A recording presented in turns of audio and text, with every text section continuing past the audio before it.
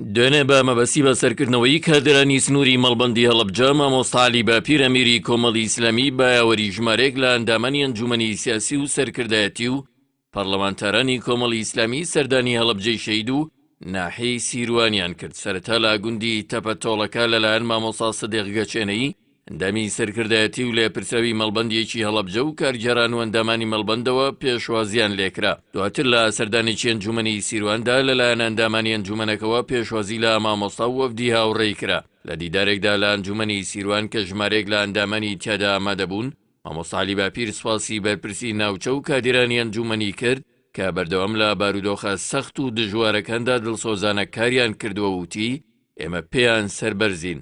ئەوەشی ئاماژە پێکردەوەی ژیانی مرۆڤەکان باش یان خراپ بێت کۆتایی دێ، گرنگەوەیە لە بەندایەتی خوادا ژیان بەڕێ بکەن. دواتر سەردانی مەڵبەندیەکی هەڵەبجەی کرد و لەلایەن کادران و ئەندامانی سنووری مەڵبەندەوە بە گەرمی پێشوازی کران. لە کوڕێکی داخراودا کە تایبەت بە کادرانی کۆمەڵ ڕێکخرا، سەرەتا لەلایەن مامۆستا سەدیق گەچێنەی لێپرسراوی مەڵبەندەوە لە ئاوتارێکدا بە ناوی ئامادەبووانەوە بە خێراتنی مامۆستا عەلی باپیر و وەفدی هاوڕێی کرد. هیواشی خواست سەردانەکەیان بێتە مای بەرچاوڕوونی زیاتر بۆ ئەندامانی کۆمەڵ. دواتر مامۆستا عەلی باپیر و تەرێکی بۆ ئامادەبووان پێشکەش کرد و سوپاسی کردن بۆ پێشوازیە گەرمەی لێیان کردن. خۆشحاڵی خۆشی دەربڕی کە ئەندامانی کۆمەڵی ئیسلامی لە سنوورەکەدا بەردەوام شانازی بە کۆمەڵبوونی خۆیانەوەکەن. ئەمەش ئاماژەی بە ڕەسەنایەتی و خەمخۆریانە بۆ دین و ژیانیان.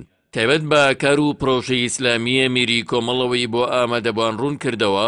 سوپاس بۆ خۆی گەورە پاش هەوڵی دڵسۆزانەی لایەنە ئیسلامیەکان و ڕێکخراوەکان هەرسێ لایەنی ئیسلامی پێکەوە کۆببنەوە و لە پێناو گوڕ و تینی زیاتری تەوژمی ئیسلامی وتیشی ئێمە وەکو کۆمەڵی ئیسلامی بەردەوام هەوڵمانداوە و هەرچی شەرعی خۆمان زانیوە دەبێ قۆناغی پرۆژە و کاری هاوبەش تێپەڕێنین و بیر لە یەکگرتن بکەینەوە. تایبەت بە بارودۆخی هەرێمی کوردستانیش مامۆستا عەلی باپیر گرفت و خێرانی سیاسی و ئابووری و تەنگی بە هاوڵاتیان چنیوە و نزیکە لە تەحامولدا نەمێنێ. دەبێت چیتر دەسەڵاتدارانی هەرێم چاوەڕوان نەکەن بارودۆخەکە خۆی چاک بێت، چونکە ئەوان خراپیان کردو و دەبێ هەر خۆشیان چاکی بکەنەوە. سەبارەت بە ئاڵوێسی کۆمەڵی ئیسلامی ئەمیری کۆمەڵی ئیسلامی ڕایگەیاند ئێمە شوێنکەوتەیە پێغەمبەرانین و بەردەوام وەک ئەوان لەگەڵ خەڵکی هەژاری خۆمانداین و لە هەموو بارودۆخێکدا ئەمەش موزایدەی سیاسی نییە و بەکردەوە سلماندوومانە. پاشنیوەڕۆی دوێنێش مامۆستا عەلی باپیر هاوڕێ لەگەڵ لێپرسراوی مەڵبەندی هەڵەبجە لەگەڵ لێپرسرا و ئەندامانی ڕێکخراوی خوشکانی ئیسلامی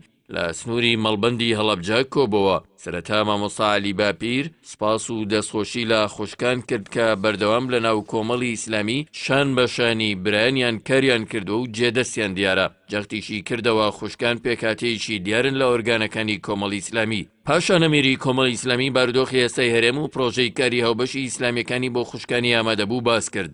هەروەک داوای لێکردن بەردەوام بن لە کار و چالاکی و دڵسۆزی خۆیان و قەیران و گرفتە سیاسیەکان نەبێتە هۆی پاشەکشەیان.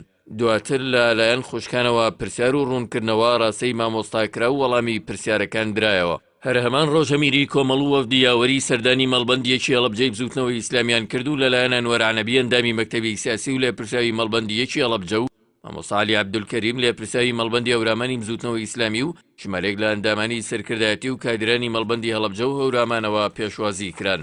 لە دانیشتێکدا سەرەتا لێپرسراوی مەڵبەندیەکی بزوتنەوە خۆشحاڵی بەناوی مەڵبەندی هەڵەبجە و هەورامانی بزوتنەوەی ئیسلامیەوە بۆ سەردان و بە سەرکردنەوەکە دەربڕی. دواتریش مامۆستا عەلی باپیر گرنگی و پێویستبوونی کاری هاوبەش و برایەتی ئیسلامیەکانی بۆ ئامادەبووان باس کرد و هیوای خواستەوەی سەرکردایەتی لایەنە ئیسلامیەکان لەسەری ڕێک دەکەون و ڕیاری لەسەرەدەن لە ناو کادرانیشدا ڕنگدانەوەی هەبێ. پاشان مامۆستا عەلی باپیر و وەفدی یاوەری سەردانی مەڵبەندی پێنج یەکگرتووی ئیسلامیان کرد و لەلایەن شێخ حەسەن عەبدوڵڵا ئەندامی سەرکردایەتی و لێپرسراوی مەڵبەند و ژمارەیەک لە کارگەڕان و ئەندامانی مەڵبەندی پێنج یەکگرتووی ئیسلامیەوە پێشوازی کران. دواتر لە کۆڕێکدا ئەندام و کادرانی باڵای هەرسێ لایەنە ئیسلامیەکە تێیدا بەشدار بوون.